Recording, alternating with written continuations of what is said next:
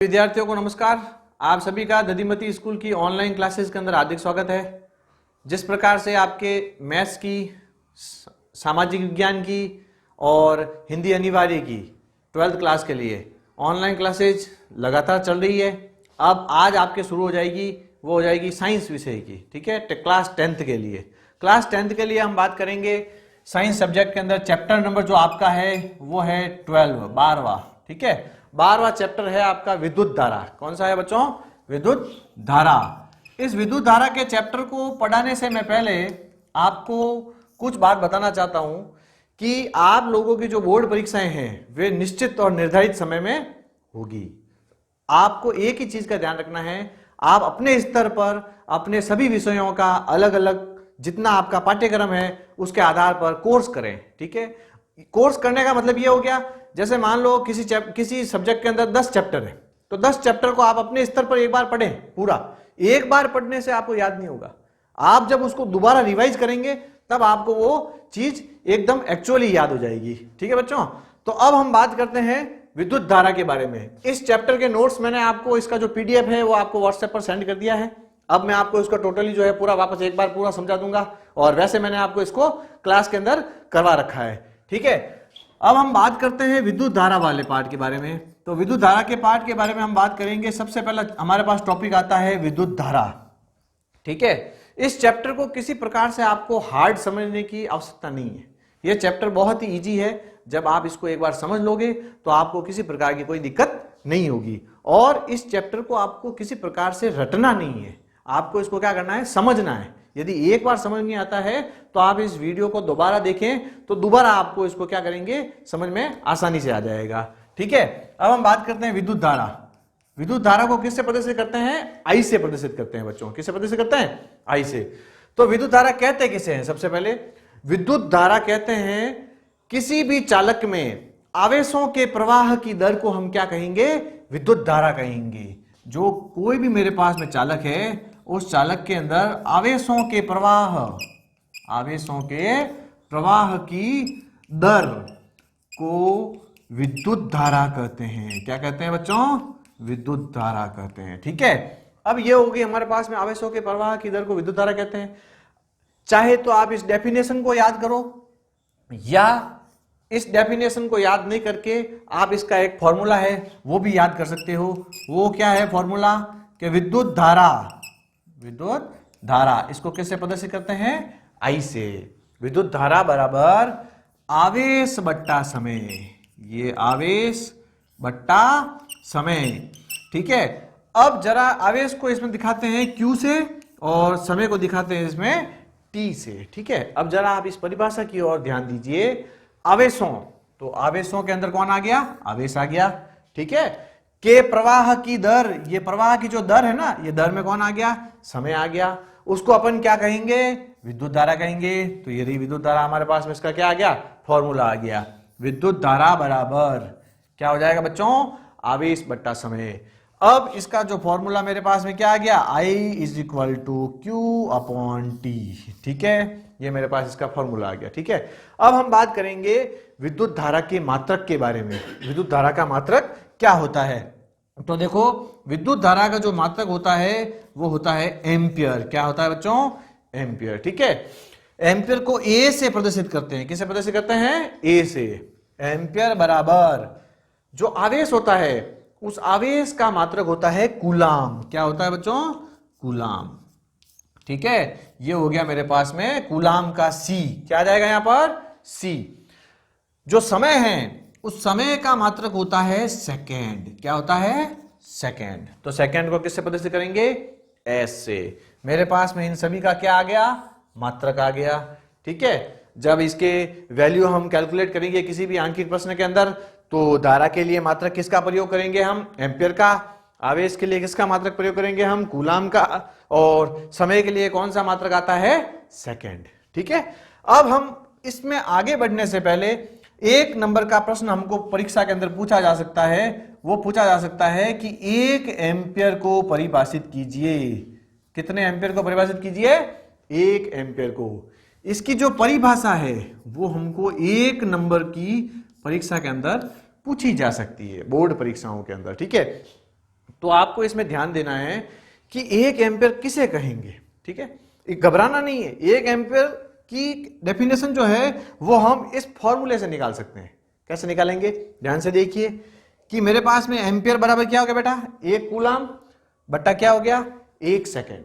तो यदि मैं इसके अंदर 1 कूलाम बट्टा 1 सेकेंड का मान ले लूं तो मेरे पास में जो प्रवाहित धारा होगी वो कितनी होगी, 1 एम्पियर होगी। सिंपल सी बात है। तो हम क्या कहेंगे, यदि किसी चालक में, ठीक है, 1 सेकेंड तक विद्युत धारा प्रवाहित करने पर उत्पन्न आवेश 1 कूलाम होता है तो प्रवाहित धारा 1 एम्पियर होगी। ठीक है, बिल्कुल इजी डेफिनेशन। क्या बोला मैंने, यदि किसी चालक में 1 सेकेंड तक विद्युत धारा प्रवाहित की जाए तो उत्पन्न आवेश का मान 1 कूलाम होता है तो हम प्रवाहित धारा का मान भी कितना निकालेंगे, 1 एम्पियर निकाल लेंगे। ठीक है, तो आपको 1 एम्पियर की परिभाषा ज्ञात हो गई, बिल्कुल इजी है और बहुत ही शॉर्ट है। ठीक है, तो कुल मिलाकर के हमने इस फॉर्मूले से ही क्या निकाल ली, 1 एम्पियर की परिभाषा निकाल ली। ठीक है बच्चों, आपको यह चीज याद रखनी है, समझ रहे हो। अब हम इसके आधार पर पूछे जाने वाले जो आंकिक प्रश्न होते हैं उसके बारे में चर्चा करते हैं। जैसे मेरे को इसके आधार पर कोई एक आंकिक प्रश्न पूछा जाए, जैसे मेरे को पूछ लिया कि एक विद्युत बल्ब है, उस विद्युत बल्ब का जो तंतु है उस तंतु में 0.5 एम्पियर विद्युत धारा मैंने कितने समय तक प्रवाहित करी, 10 सेकंड तक प्रवाहित करी, तो उत्पन्न आवेश का मान ज्ञात कीजिए। ठीक है बच्चों, तो क्या कहा मेरे को प्रश्न में कि जो है 0.5 एम्पियर विद्युत धारा, तो विद्युत धारा कहते ही ये किसका मान हो गया, आई का मान हो गया। आई इज इक्वल टू कितना आ गया, 0.5 एम्पियर। ठीक है, दूसरा मेरे को क्या कहा, कितने सेकंड तक प्रवाहित करी, 10 सेकंड तक, तो S बराबर T बराबर क्या हो गया, 10 सेकंड। कितना हो गया, 10 सेकंड। ठीक है, पूछा क्या है, उत्पन्न आवेश का मान ज्ञात कीजिए, तो ये उत्पन्न आवेश का मान मेरे को पूछ लिया है। ठीक है, आपके पास में फॉर्मूला क्या है बच्चों, I is equal to Q upon T, ये फॉर्मूला है। ठीक है, इस फॉर्मूले में से मेरे को वैल्यू किस किस की दे रखी है, एक तो I की दे रखी है, एक मेरे को T की दे रखी है और Q की मेरे को क्या करा है, इसने पूछा है। तो अब मैं इस फॉर्मूले को कैसे बदलूंगा, देखो ध्यान से, I is equal to Q upon T होता है। ठीक है, तो मैं क्या करूंगा, Q की वैल्यू मेरे को निकालनी है तो Q को इधर ही पकड़ के रखेंगे और हम T को उधर फेंकेंगे। तो T को उधर फेंको तो I क्रॉस T क्या हो गया, I इंटू T हो गया। तो आपके पास में I की वैल्यू कितनी है, 0.5 एम्पियर और T की वैल्यू कितनी है, 10 सेकेंड। कितनी है बच्चों, 10 सेकेंड। पॉइंट हटाओ, नीचे 10 लगाओ, 10 से 10 कैंसिल हो जाएगा। Q की वैल्यू कितनी आ गई आपके पास में, 5 कूलाम आ गई। कितनी आ गई, तो ये सिंपल सा प्रश्न, 1 नंबर का आंकिक प्रश्न हमको इसके आधार पर पूछ सकता है। ठीक है बच्चों, अब देखो आपको इसके आधार पे 2 और अलग तरीके का आंकिक प्रश्न पूछ सकते हैं, जिसमें क्या करेंगे कि एक बार इसकी वैल्यू आपको पूछ लेंगे और इन 2 की वैल्यू आपको दे देंगे। ठीक है, तीसरा प्रश्न आपको कैसे पूछेगा कि इसकी वैल्यू आपको ज्ञात करनी है और इन 2 की वैल्यू आपको दे देगा। ठीक है, तो ये 3 प्रकार के अंकित प्रश्न 1-1 नंबर के हमको इसके अंदर पूछे जा सकते हैं। तो अब तक हमने क्या पढ़ा, विद्युत धारा की परिभाषा पढ़ी। क्या है विद्युत धारा की परिभाषा, आवेशों के प्रवाह की दर को क्या कहा जाता है, विद्युत धारा कहा जाता है। इसका फॉर्मूला क्या होता है, विद्युत धारा I बराबर Q अपॉन T, मतलब विद्युत धारा बराबर आवेश बट्टा समय। ठीक है, अब हम बात करते हैं इसके मात्रक की कि विद्युत धारा का मात्रक क्या होता है। तो विद्युत धारा का मात्रक होता है एम्पियर। एम्पियर को किससे प्रदर्शित करते हैं, ए से। ठीक है, एम्पियर जब इसका मात्रक, विद्युत धारा का मात्रक एम्पियर हो गया तो आवेश का मात्रक क्या होगा, कूलाम होगा। कूलाम को किससे प्रदर्शित करेंगे, सी से। ठीक है, समय का मात्रक क्या होता है, सेकेंड। सेकेंड को कैसे प्रदर्शित करते हैं, एस से। उसके बाद हमने पढ़ा 1 एम्पियर को परिभाषित कीजिए। तो 1 एम्पियर को परिभाषित किया हमने, तो कैसे किया 1 एम्पियर को परिभाषित, कि जब किसी चालक में 1 सेकंड तक विद्युत धारा प्रवाहित की जाए तो उत्पन्न आवेश का मान 1 कूलाम होता है और प्रवाहित धारा का मान 1 एम्पियर होता है। आई तुम्हारे बात समझने। उसके बाद हमने आंकिक प्रश्न किया। तो ये हमारे पास में विद्युत धारा पर आपको कुल मिलाकर के 3 से 4 प्रश्न पूछे जा सकते हैं अलग अलग प्रकार के। पूछेगा एक ही, लेकिन प्रकार कितने हो गए? 3 से 4 हो गए। पहला प्रकार धारा की परिभाषा, दूसरा प्रकार उसका जो हमारे पास में 1 एम्पीयर की परिभाषा, तीसरा प्रकार आपके पास में आंकिक प्रश्न और उसके अंदर ही 2 और अलग से। तो अपने पास में कुल मिलाकर के इतने प्रश्न इसके टॉपिक के आधार पर पूछे जा सकते हैं। ठीक है, तो हमको ये सारा चीज क्या होनी चाहिए? क्लियर होनी चाहिए। अब हम बात करते हैं नेक्स्ट टॉपिक के बारे में, जो कि है हमारे पास में विद्युत विभव और विद्युत विभवांतर। ठीक है, इनकी परिभाषाएं, विद्युत विभव क्या होता है और विद्युत विभवांतर क्या होता है।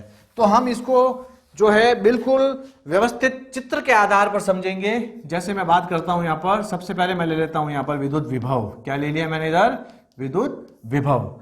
ठीक है, अब हम बात करते हैं इधर विद्युत विभवांतर के बारे में। ये विद्युत विभवांतर, ठीक है, ये 2 टॉपिक है हमारे पास में, विद्युत विभव और विद्युत विभवांतर। ठीक है, विद्युत विभवांतर को हम एक डायग्राम के आधार पर समझते हैं। तो ध्यान से देखेंगे आप लोग, मैंने एक ये गोला बनाया। ये गोला क्या है? विद्युत क्षेत्र है। क्या है बच्चों? विद्युत क्षेत्र। ठीक है, इस विद्युत क्षेत्र के अंदर मैंने एक पॉइंट बनाया जिसको मैंने बी नाम दिया। क्या नाम दिया? बी। एक मैंने यहां पर ए पॉइंट बनाया, इस पॉइंट ए पर एक प्लस लगाया मैंने, एकांक धनावेश। क्या लगा लिया मैंने? इसको क्या कहा? एकांक धनावेश। क्या कहेंगे हम इसको? एकांक धनावेश। ठीक है, ये पॉइंट ए जो है वो कहां पर है? अनंत पर है। कहां पर है? अनंत पर कोई स्थित बिंदु ए है, उस पर मेरे पास क्या है? ये एक प्लस है, जिसको मैंने क्या कहा? एकांक धनावेश कहा। ये क्या है मेरे पास? विद्युत क्षेत्र है। ठीक है, तो अब देखो इस चित्र की जरूरत क्यों है हमें, कि यदि देखो ये जो एकांक धनावेश है, इस एकांक धनावेश को मैं यहां से उठाकर यहां पे लाऊं बिंदु बी तक। ठीक है, इस एकांक धनावेश को ए से उठाकर, यानी अनंत पर स्थित बिंदु ए से उठाकर किसी विद्युत क्षेत्र में स्थित बिंदु बी तक मैं लेके आता हूं, तो लेके आने में किया गया जो कार्य है वह क्या कहलाएगा?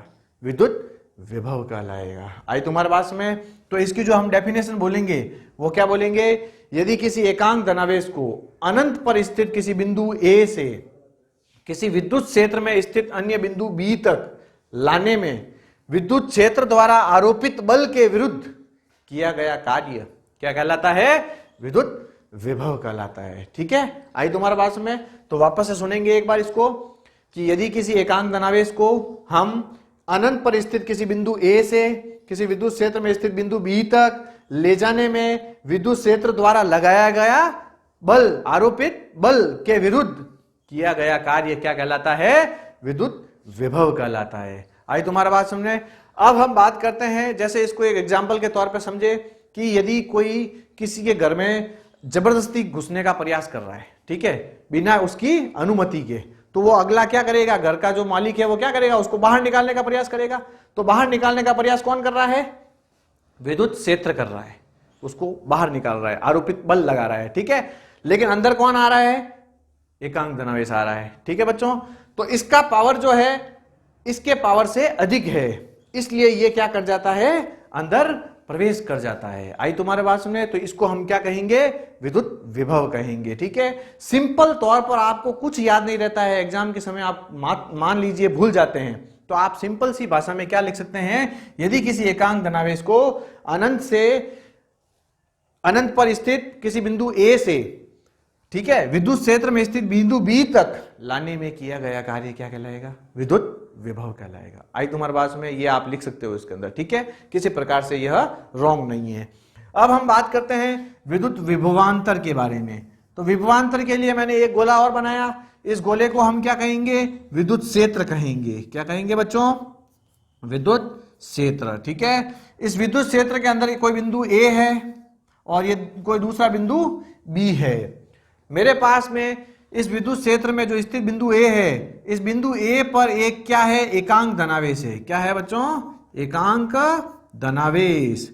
इस एकांक धनावेश को यदि मैं इसी बिंदु में, इसी विद्युत क्षेत्र में स्थित कोई बिंदु बी है, उस तक यदि मैं इसको ले जाऊं, तो जो ले जाने में जो किया गया कार्य है वो इन दो बिंदुओं के मध्य क्या कहलाएगा? विद्युत विभवांतर कहलाएगा। क्या कहलाएगा? विद्युत विभवांतर कहलाएगा। पारिभाषिक तौर पर यदि मैं पढ़ूं तो क्या कहेंगे इसको कि यदि किसी एकांक धनावेश को ठीक है, किसी विद्युत क्षेत्र में स्थित एकांक धनावेश को हम क्या करें, उसी विद्युत क्षेत्र में स्थित अन्य बिंदु बी तक ले जाएं। ए से कहां ले जाए बच्चों? बिंदु बी तक ले जाएं। तो ले जाने में इन दो बिंदुओं के मध्य जो है किया गया कार्य क्या कहलाएगा? विद्युत विभवांतर कहलाएगा। आई तुम्हारे पास में ये हो गया हमारे पास में विद्युत विभवांतर की परिभाषा। एक बार वापस सुनेंगे। यदि किसी विद्युत क्षेत्र में स्थित कोई बिंदु ए है, उस बिंदु ए पर उपस्थित एकांक धनावेश है, उस एकांक धनावेश को उसी विद्युत क्षेत्र में स्थित अन्य बिंदु बी तक ले जाने में किया गया कार्य उन दो बिंदुओं के मध्य विद्युत विभवांतर कहलाता है। ठीक है, अब हम बात करते हैं विद्युत विभवांतर के लिए हमारे पास में एक सूत्र होता है, सूत्र है आपके कोर्स में, वो क्या है? विद्युत विभवांतर बराबर क्या हो जाएगा बच्चों? कार्य बट्टा आवेश। ठीक है, तो V बराबर W बट्टा Q, ये हमारे पास में क्या हो गया? इसका फॉर्मूला हो गया। V is equal to W upon Q। ठीक है, यदि इसका मात्रक निकालूं मैं तो V का जो मात्रक होता है विद्युत विभवांतर का वो होता है बच्चों वोल्ट, और इसको प्रदर्शित किससे करते हैं? V से। और जो W है हमारे पास में कार्य का मात्रक होता है जूल, जूल को किससे प्रदर्शित करेंगे? J से। ठीक है, और जो हमारे पास में आवेश है विद्युत धारा वाले में हमने पढ़ा है Q का मात्रक क्या होता है? आवेश का मात्रक कूलाम होता है। क्या होता है बच्चों? कूलाम। इसको हम किससे प्रदर्शित करते हैं? C से प्रदर्शित करते हैं। ठीक है, अभी हमने देखो दो डेफिनेशन पढ़ी है, दो परिभाषाएं पढ़ी है। पहली परिभाषा हमने पढ़ी विद्युत विभव की, दूसरी परिभाषा हमने पढ़ी विद्युत विभवांतर की, और तीसरा हमने पढ़ा इसका फॉर्मूला। फॉर्मूला क्या है? V is equal to W upon Q। मात्रक क्या है इसका? V का मात्रक वोल्ट, W का मात्रक जूल, Q का मात्रक कूलाम। ठीक है, अब हम पढ़ेंगे इस फॉर्मूले के आधार पर पूछे जाने वाला आंकिक प्रश्न। तो देखो आंकिक प्रश्न को कैसे पूछेंगे इसके अंदर, तो सबसे पहले ध्यान से सुनना है आपको कि हमारे पास में दो टर्मिनल है, उन टर्मिनलों में मैंने 16 वोल्ट का करंट, ठीक है, हमने क्या किया? 16 वोल्ट का करंट उत्पन्न किया। तो उसके द्वारा उत्पन्न जो आवेश है वो कितना हुआ? 4 कूलाम का हुआ। कितना कूलाम का हुआ? तो हमारे पास में V की वैल्यू कितनी आई बच्चों? 16 वोल्ट। कितनी आई? 16 वोल्ट। ठीक है, और जो उससे उत्पन्न हुआ जो कूलाम है, आवेश है, वो क्या है हमारे पास में? 4 कूलाम। कितना उत्पन्न हुआ? 4 कूलाम। तो किया गया कार्य ज्ञात कीजिए। तो हमको क्या पूछ लिया इन्होंने? W पूछ लिया। क्या पूछ लिया? तो आपके पास में फॉर्मूला कौन सा है? ये वाला है। क्या है formula? V is equal to W upon Q। Simple सा फॉर्मूला है। हमको ये वैल्यू दी हुई है प्रश्न के अंदर। तीसरा पूछा है कार्य, तो कार्य को कैसे कैलकुलेट करेंगे? W को यही रखूंगा मैं और Q को उधर भेज देंगे हम, तो Q उधर चला जाएगा तो क्या हो जाएगा? V into Q। ठीक है, आपके पास में इन दोनों की वैल्यू दी हुई है 16 और 4, तो रख दीजिए इसके अंदर वैल्यू। क्या हो जाएगा? 16 वोल्ट इंटू 4 कूलाम। कैलकुलेशन करो, इसको मल्टीप्लाई कराओ। मल्टीप्लाई कराने से हमको क्या मिलेगा? 16 इंटू 4 कितना हो जाएगा? 64। ठीक है, 64 क्या हो जाएगा बच्चों? जूल। क्या हो जाएगा? 64 जूल। इसका क्या आ जाएगा हमारे पास में? आंसर आ जाएगा। ये क्या आ गया मेरे पास? W का आंसर। ठीक है, मतलब कार्य कितना किया इसमें? 64 जूल। जब आपके पास में वोल्ट कितना था? 16 वोल्ट। कूलाम कितना था? आवेश 4 कूलाम। ठीक है, इस प्रकार से अपन को ये जो है आंकिक प्रश्न 1 नंबर का पूछ सकता है। 1 नंबर की ही इनकी डेफिनेशन होगी यदि पूछा जाएगा तो, और 1 ही नंबर का इसके आधार पर प्रश्न पूछा जा सकता है। ठीक है, जिस प्रकार से विद्युत धारा के अंदर 3 प्रश्न बन रहे थे, जैसे इसको मैं कन्वर्ट करूं तो क्या हो जाएगा? W बराबर V क्रॉस Q। ठीक है, तीसरे वाले में मेरे को क्या पूछे? Q की वैल्यू पूछ ले, तो Q is equal to W upon V। ये फर्स्ट नंबर क्वेश्चन मैंने आपको ये करा लिया। ठीक है, सेकंड नंबर ये हो गया और थर्ड नंबर ये हो गया हमारे पास में। ठीक है, इस प्रकार से अपन को 3 प्रश्न पूछे जा सकते हैं। बहुत ही इजी टॉपिक है ये। अब हम आगे लेते हैं विद्युत धारा के जो उपकरण हैं, यानी कि विद्युत परिपथ के जो चित्र बनते हैं विज्ञान के अंदर, उन चित्रों के अंदर उपकरणों को कौन से संकेत से प्रदर्शित करेंगे। वहां पे कोई नाम तो लिख नहीं सकते, और 3D के अंदर किसी प्रकार से हम चित्र तो बना नहीं सकते, तो इसलिए हम क्या करेंगे, यहां पर इनको संकेतों से प्रदर्शित करेंगे। किससे प्रदर्शित करेंगे? संकेतों से। तो देखिए विद्युतीय संकेत, ये विद्युतीय संकेत, ठीक है, विद्युतीय संकेत किसके? उपकरणों के। ठीक है, हम बात करते हैं विद्युतीय संकेत। ठीक है, तो पहला हम लेते हैं यहां पर जो लेते हैं वो सेल लेते हैं। क्या लेते हैं? सेल। सेल को कौन से चिन्ह से प्रदर्शित करेंगे? तो देखिए आप एक बड़ी लाइन बनाएंगे और एक छोटी लाइन बनाएंगे। इस प्रकार से क्या दिखाएंगे हम? सेल दिखाएंगे। प्लस धन टर्मिनल और माइनस ऋण टर्मिनल। ठीक है, सेकंड नंबर मेरे पास में आता है बैटरी। बैटरी क्या होती है? तो देखिए ये कम वोल्टता का होता है, ये ज्यादा वोल्टता की होती है। तो देखिए ये 1 2 इसके अंदर इस प्रकार से बहुत सारे सेलों को क्या कर दिया जाए? लगा दिया जाए, तो हमारे पास में क्या हो जाएगा? बैटरी का निर्माण हो जाएगा। ठीक है, अब हम तीसरी चीज इसके अंदर लेते हैं, वो लेते हैं विद्युत बल्ब। क्या लेते हैं? विद्युत बल्ब। तो लीजिए विद्युत बल्ब। विद्युत बल्ब का निशान कैसा होगा? कुछ इस प्रकार सा होगा। ठीक है, तीसरा हम लेते हैं, चौथा लेते हैं इसके अंदर हम, वो लेते हैं कुंजी। कुंजी का मतलब होता है घरों के अंदर हम जो स्विच बोलते हैं। ठीक है, तो कुंजी का मतलब क्या हो गया? देखो पहला बनाता हूं मैं खुली कुंजी, ये खुली कुंजी, या अपन इसको बोल सकते हैं जो स्विच ऑन है, कुंजी कैसी है? ऑन। ठीक है, तो ऑन कुंजी के लिए क्या करना है आपको? इस प्रकार से बनाना है और बीच में क्या लगा देना है? डॉट लगा देना है। तो डॉट लगाने से मतलब इसके अंदर विद्युत धारा प्रवाहित हो रही है। ऑन कुंजी का मतलब क्या हो गया? विद्युत धारा का प्रवाह हो रहा है। ये डॉट क्या प्रदर्शित करता है? कि कुंजी चालू है। ठीक है, अब हम बात करते हैं दूसरी इसी प्रकार की जो कुंजी होती है, वो कुंजी कैसी है? ऑफ। हमारे पास में कैसी कुंजी है? ऑफ कुंजी के लिए क्या करेंगे हम? कुछ इस प्रकार से बनाएंगे और बीच में डॉट नहीं लगाएंगे। ठीक है, मतलब कुंजी क्या है? बंद है, विद्युत धारा का प्रवाह नहीं हो रहा है। ठीक है, अब हम बात करते हैं इसके अंदर जो छठा है वो ले लेते हैं हम इसके अंदर प्रतिरोध। क्या ले लेते हैं बच्चों? प्रतिरोध। प्रतिरोध को किस प्रकार से प्रदर्शित करेंगे? तो ध्यान से देखिए, कुछ इस प्रकार से प्रदर्शित करेंगे। जैसे हम वाहन चलाते हैं और रास्ते में स्पीड ब्रेकर आ जाते हैं, तो स्पीड ब्रेकर क्या हो गया? प्रतिरोध हो गए। तो ये क्या है? प्रतिरोध ही तो है। इसके अंदर धारा के अंदर उत्पन्न प्रतिरोध, धारा के प्रवाह के अंदर उत्पन्न प्रतिरोध। ठीक है ना, यानी कि बाधा। ठीक है, उसको हम क्या कहेंगे? प्रतिरोध कर देंगे। ठीक है, अब हम बात करते हैं इसके अंदर जो सातवां है आपके पास में, वो ले लेते हैं हम, क्या लेते हैं? अमीटर। क्या लेते हैं बच्चों?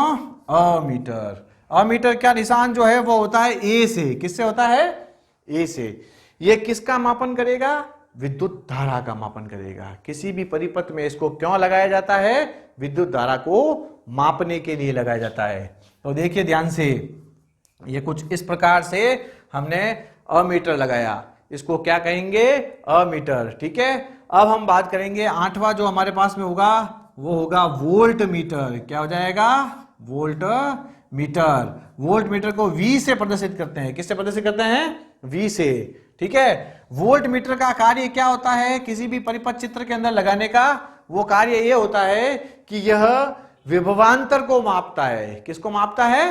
किसी भी परिपथ चित्र में वोल्ट मीटर को श्रेणी क्रम, समांतर क्रम में लगाएंगे और अमीटर को श्रेणी क्रम में लगाएंगे। ठीक है, ये आपको ध्यान रखना है। ये दो जो क्रम मैंने बोले हैं, इन क्रमों को हम आगे पढ़ेंगे, जो कि प्रतिरोध के अंदर आएंगे। किसके अंदर आएंगे? ठीक है, अब हम बात करेंगे जो नम्मा है, जो नौवा हमारे पास में, नौवा हमारे पास में इसके अंदर हम ले सकते हैं, वो ले सकते हैं धारा नियंत्रक। क्या ले लेंगे? धारा नियंत्रक। ये धारा नियंत्रक जो कि धारा को क्या करता है? नियंत्रित करने का कार्य करता है। इसको RH से प्रदर्शित करते हैं। किससे प्रदर्शित करते हैं? RH। ठीक है, लगाइए इसको। तो इसको कुछ इस प्रकार से लगाते हैं। देखिए ध्यान से, ये क्या करेगा? धारा को नियंत्रित करेगा। क्या करेगा? किसी भी परिपथ चित्र में धारा तो प्रवाहित होगी, लेकिन उस धारा के प्रवाह को जो है नियंत्रित करने के लिए कोई ना कोई उपकरण चाहिए। तो उस उपकरण को हम क्या कहते हैं? धारा नियंत्रक कहते हैं। ठीक है बच्चों, ये कुछ विशेष थे हमारे पास में। जैसे अपन इसके अंदर एक बात करें कि जो तार की जो संधि होती है, जो तार है उसकी संधि ले लीजिए। ऐसे तो खूब सारे हैं, लेकिन जो मेन है वो मैंने आपको लिख करके बता दिए हैं। ठीक है, तार की जो संधि होगी वो कुछ इस प्रकार से दर्शाएगा। ये डॉट लगाया ना हमने, इस डॉट को क्या कहेंगे? तार की संधि। यहाँ पे मतलब तार क्या हुए हैं? जुड़े हुए हैं। ठीक है ना, ये आपको याद रखने हैं। तो वापस से देखिए ध्यान से, ये सेल का निशान होता है।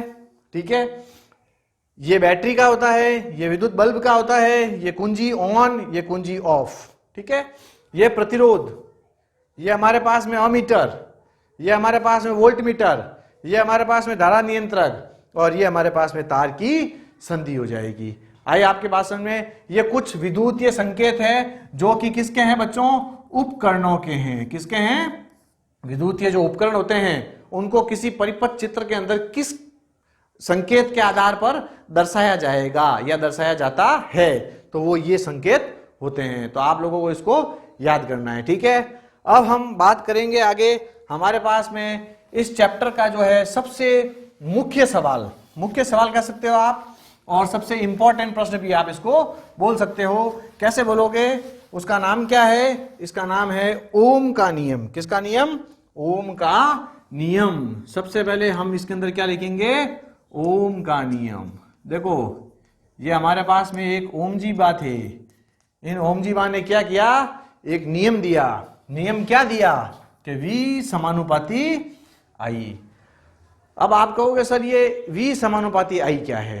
तो V समानुपाती I से तात्पर्य है कि यदि किसी चालक तार में विद्युत धारा प्रवाहित की जाती है तो धारा प्रवाह के कारण जो उत्पन्न विभवांतर होता है, ठीक है, और जो धारा होती है, वे दोनों एक दूसरे के कैसे होते हैं बच्चों? समानुपाती होते हैं। तो हम क्या कहेंगे? ओम जी बा के नियम के अनुसार या ओम के नियम के अनुसार हम क्या बोलेंगे? यदि किसी चालक में उत्पन्न जो विभवांतर है धारा के प्रवाह के कारण, ठीक है, वह विभवांतर और जो प्रवाहित हुई हुई धारा है वे दोनों एक दूसरे के कैसे होंगे? सदैव समानुपाती होंगे। ये किसने कहा? ओम के नियम के अनुसार कहा गया। ठीक है, अब इसको यदि मैं अलग से कन्वर्ट करूं, इस सूत्र को कैसे कन्वर्ट करें हम इसको, कि ये जो समानुपाती का निशान है उसको हम हटा दें यहां से। तो देखिए, समानुपाती का निशान हटा, तो जब समानुपाती का निशान हटता है तो आप सभी जानते हैं कोई न कोई समानुपातिक स्थिरांक आता है। तो समानुपातिक स्थिरांक यहां पर हमारे पास में कौन सा आ गया? आर आ गया। ठीक है, आर के साथ में क्या आ गया? आई आ गया। तो हमारे पास सूत्र क्या बन गया? V बराबर आर आई। जहां पर देखो, इनका नाम लिखना भी जरूरी है। जहां V बराबर, ठीक है, उत्पन्न विभवांतर। उत्पन्न क्या है? विभवांतर। ठीक है, विभवांतर का मात्रक क्या होता है? वोल्ट। क्या होता है? और जो हमारे पास में I है वो I क्या है? चालक तार में प्रवाहित धारा। चालक तार में प्रवाहित विद्युत धारा। ठीक है, विद्युत धारा। धारा का मात्रक क्या होता है? एम्पियर। क्या होता है बच्चों? एम्पियर। ये एम्पियर हो गया। ठीक है, अगला हमारे पास में आता है आर। आर का मात्रक क्या होता है हमारे पास? जो आर है उसका मतलब क्या होता है? ठीक है, तो आर एक पहले आप इसके अंदर लिख दोगे समानुपातिक स्थिरांक। समानुपातिक स्थिरांक। ठीक है, ये तो हुआ इसका नाम एक बार के लिए, लेकिन इसका नाम केवल समानुपातिक स्थिरांक नहीं है। ठीक है, यानी कि इसको केवल समानुपातिक स्थिरांक नहीं कहा जाता है। इसको जो मुख्य रूप से कहा जाता है वह कहा जाता है प्रतिरोध। क्या कहा जाता है? प्रतिरोध। ठीक है, रेजिस्टेंस इंग्लिश में बोला जाता है। ठीक है, इसका मात्रक होता है बच्चों ओम। क्या होता है? ये ओम। ठीक है, ये कुछ इस प्रकार से हमारे पास में ओम का संकेत होता है। ठीक है, तो आपके पास में देखो ये सूत्र आया V बराबर आर आई। तो V बराबर आर आई के अंदर V क्या है? जो सिरों के मध्य उत्पन्न विभवांतर। ठीक है, I क्या है? चालक तार में प्रवाहित विद्युत धारा। और R क्या है? समानुपाती स्थिरांक, या इसको क्या बोला जाता है? प्रतिरोध। और इसका मात्रक क्या होता है? ओम। ठीक है, तो मैं आपको इसकी परिभाषा वापस बोल के बताता हूं कि यदि किसी चालक तार में विद्युत धारा प्रवाहित की जाए तो धारा के प्रवाह के कारण जो उत्पन्न विभवांतर है वह विभवांतर और प्रवाहित धारा दोनों एक दूसरे के क्या होते हैं, समानुपाती होते हैं। ये किसने कहा था, हमारे ओम जी भाषा ने कहा था, ठीक है ना, यानी कि ओम ने कहा था, ओम के नियम, ठीक है ना, ओम के नियम के अनुसार कहा गया कि V समानुपाती I। अब आप कहोगे सर ये V समानुपाती I हो गया, ये 1 नंबर का प्रश्न पूछ सकता है या 2 नंबर का प्रश्न आपको पूछा जा सकता है, ठीक है। पहली बात क्या हुई, इसके अंदर परिभाषा और फिर इसका हो गया फॉर्मूला, ठीक है। इस फॉर्मूले के आधार पर हमको आंकिक प्रश्न भी पूछे जा सकते हैं, जो कि मैं आपको भी कराऊंगा। ये आंकिक प्रश्न, ठीक है, वही आंकिक प्रश्न पहले की तरह 3 आंकिक प्रश्न पूछे जाएंगे, 2 के मान दे देगा किसी का और तीसरे का पूछ लेगा, ठीक है, वो हम कर लेंगे भी एज यूजुअल। अब बात करते हैं इस ओम के नियम का, खाली इतना ही हमारे कोर्स में नहीं है, इसके बाद इसका प्रायोगिक सत्यापन भी है, ठीक है। विज्ञान क्या पूछती है आपको कि आपने ये निकाला है कि ओम के नियम के अनुसार पूछा गया या बताया गया कि V समानुपाती I, तो इनको पूछा गया कि भाई आप इसका प्रायोगिक सत्यापन कीजिए। आपने ये निकाला है तो किसके आधार पर निकाला है, इसका कुछ बेस तो होना चाहिए। तो इन्होंने क्या किया, अपना इस नियम का एक प्रायोगिक सत्यापन किया, ठीक है। उस प्रायोगिक सत्यापन को हम पढ़ेंगे, ठीक है। परीक्षा के अंदर आपको प्रश्न पूछा जाएगा बच्चों, ओम का नियम किसे कहते हैं। पहला तो हो गया ये परिभाषा, यदि सिंपल सी परिभाषा पूछ ली जाती है तो आपको 1 या 1.5 नंबर का प्रश्न या 2 नंबर का प्रश्न पूछा जा सकता है, ठीक है। अब वो डिपेंड करता है आपके जो किसके अंदर आता है, वस्तुनिष्ठ प्रश्न में आता है या लघुतरात्मक में आता है या किस प्रकार से आता है, ठीक है ना। अब सद वाले प्रश्न में आएगा तो इसका फॉर्मूला पूछ लेगा वस्तुनिष्ठ में, ठीक है। और इसके अंदर जैसे कि अपन को लघुतरात्मक में पूछेगा तो 2 नंबर का भी पूछ सकता है, 1 नंबर का भी पूछ सकता है और साथ में प्रायोगिक सत्यापन भी दे सकता है। तो आपको प्रश्न क्या पूछेगा, ओम का नियम किसे कहते हैं, इसका प्रायोगिक सत्यापन कीजिए। तो प्रायोगिक सत्यापन अपन अभी कर लेते हैं, जिसके अंदर इसका एक विद्युत परिपथ का चित्र भी हम बनाएंगे। तो ध्यान से देखिए आप लोग, ओम के नियम का प्रायोगिक सत्यापन कर रहा हूं मैं।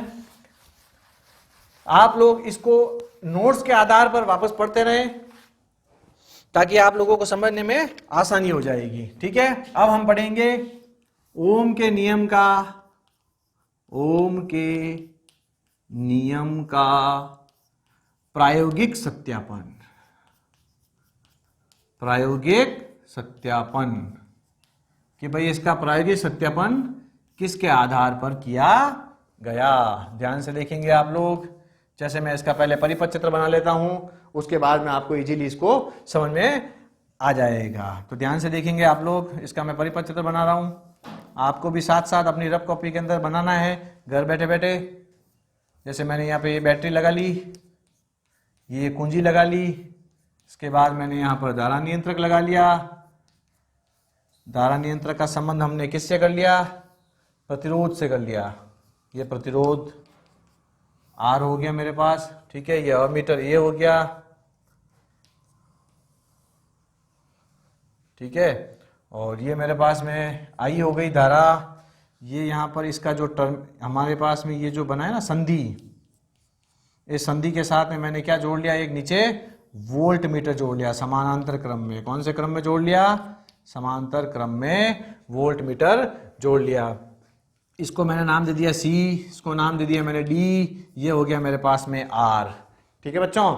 ये मेरे पास में हो गई कुंजी K, बैटरी B, धारा नियंत्रक RH, ठीक है, प्रतिरोध R, volt meter V, ammeter E।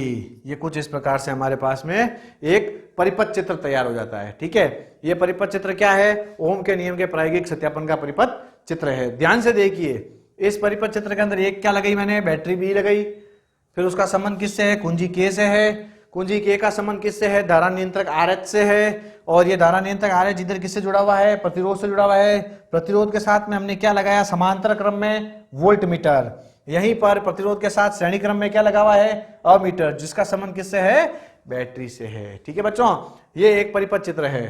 तो अब यदि आप इस परिपथ चित्र को याद कर लेते हैं तो भाषा याद करने की आपको जरूरत नहीं है। आप इस परिपथ चित्र से ही भाषा लिख सकते हैं। कैसे लिखेंगे कि हम ओम के नियम के प्रायोगिक सत्यापन के लिए एक परिपथ चित्र तैयार करते हैं और उस चित्र के अनुसार बैटरी बी लगी होती है, बैटरी बी का संबंध कुंजी के से होता है, कुंजी के का संबंध धारा नियंत्रक आरएच से होता है, धारा नियंत्रक आरएच प्रतिरोध से जुड़ा होता है, प्रतिरोध के समांतर क्रम में वोल्टमीटर लगा होता है, और वो जो है ये प्रतिरोध उसके समांतर क्रम में श्रेणी क्रम में अमीटर लगा होता है, और अमीटर का संबंध बैटरी बी से होता है। ये हमने एक परिपथ तैयार कर लिया। इस परिपथ को तैयार करने के बाद में हम क्या करते हैं, इस परिपथ के अंदर कुंजी लगा करके विद्युत धारा का प्रवाह करते हैं। जब इसके अंदर विद्युत धारा का प्रवाह किया जाता है तो जब उत्पन्न जो विभवांतर है उस विभवांतर और प्रवाहित धारा उन दोनों के मध्य एक ग्राफ खींचा जाता है। ठीक है, एक हम क्या करते हैं, इन दोनों के मध्य जो है ग्राफ खींचते हैं। तो ग्राफ खींचने पर हमको क्या मिलता है, एक सरल रेखा प्राप्त होती है। ठीक है बच्चों, ये जब इस परिपथ में विद्युत धारा प्रवाहित की गई तो धारा के प्रवाह के कारण जो उत्पन्न विभवांतर है उस विभवांतर और प्रवाहित धारा के मध्य ग्राफ खींचा गया तो एक सरल रेखा हमको प्राप्त होती है। इससे सिद्ध होता है कि ओम का नियम जो वो क्या है, सत्य है।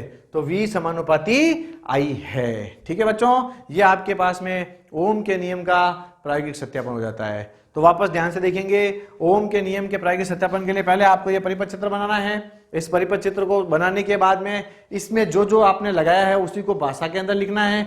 भाषा के अंदर लिखने के बाद में लास्ट में अपन को लिखना है कि जब हम इस परिपथ के अंदर विद्युत धारा प्रवाहित करते हैं तो विद्युत धारा के प्रवाह के कारण जो उत्पन्न विभवांतर है उस उत्पन्न विभवांतर और प्रवाहित धारा के मध्य जब ग्राफ खींचा जाता है तो हमें एक सरल रेखा प्राप्त होती है जो कि ओम के नियम की सत्यता को सिद्ध करता है। और इससे सिद्ध होता है कि V समानुपाती क्या है बच्चों, I है। ठीक है, अर्थात V का मान बढ़ेगा तो I का मान बढ़ेगा, I का मान बढ़ेगा तो V का मान बढ़ेगा। ठीक है ना, एक का घटेगा तो दूसरे का भी घटेगा, एक का बढ़ेगा तो दूसरे का भी बढ़ेगा। ठीक है, ये ओम के नियम का प्रायोगिक सत्यापन हो गया।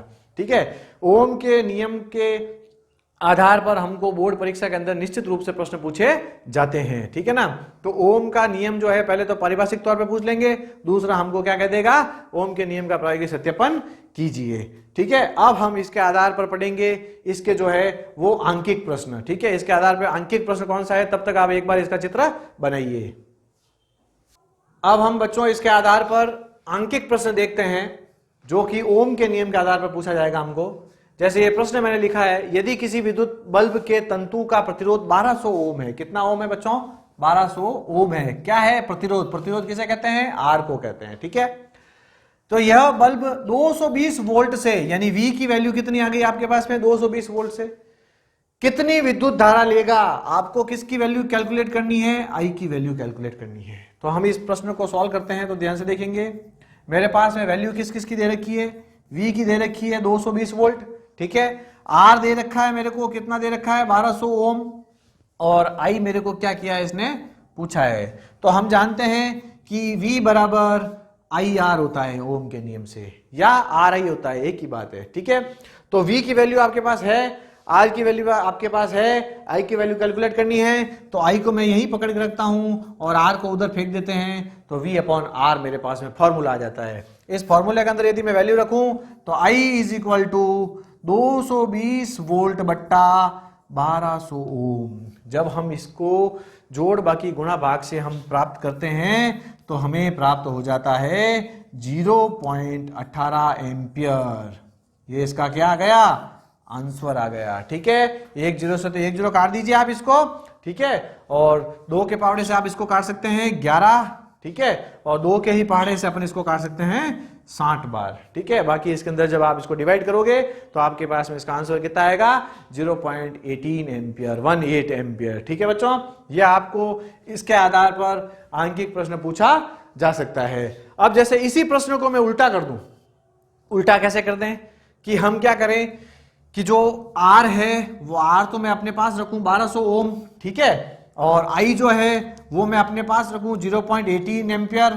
ठीक है, और इस बार मैं V क्या कर लूं, आपको पूछ लूं, तो डायरेक्ट इस फॉर्मूले के अंदर आप वैल्यू को रख दीजिए। तो क्या आ जाएगा, V is equal to R की वैल्यू कितनी, IR लिख दो यहां पर पहले, फिर V is equal to I की वैल्यू कितनी है 0.18 और R की वैल्यू कितनी है आपके पास में 1200 ओम। जब आप इसको कैलकुलेट करोगे आपके पास में 220 वोल्ट आ जाएगा। सिंपल सा क्वेश्चन हो जाएगा ये। अगर तीसरा प्रकार करना चाहें तो इसको आप छिपा लो, ठीक है। इस दो V की जगह आप क्या रख लो 220 220 वोल्ट, तो आपके पास में वापस R जो है वो कैलकुलेट करना रहेगा तो 1200 ओम आ जाएगा।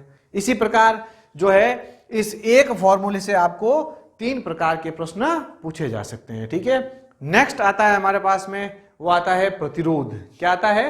प्रतिरोध। प्रतिरोध किसे कहते हैं, ठीक है, वो हम पढ़ेंगे नेक्स्ट टॉपिक के अंदर, नेक्स्ट वीडियो के अंदर, ठीक है। तब तक आप इस चैप्टर को, आपको जो व्हाट्सएप के ऊपर भेजे गए नोट्स हैं उनकी सहायता से आप लोग घर पे अध्ययन करें, और किसी प्रकार की कोई समस्या होती है तो आप लोग हमें संपर्क करें। धन्यवाद। विद्यार्थियों को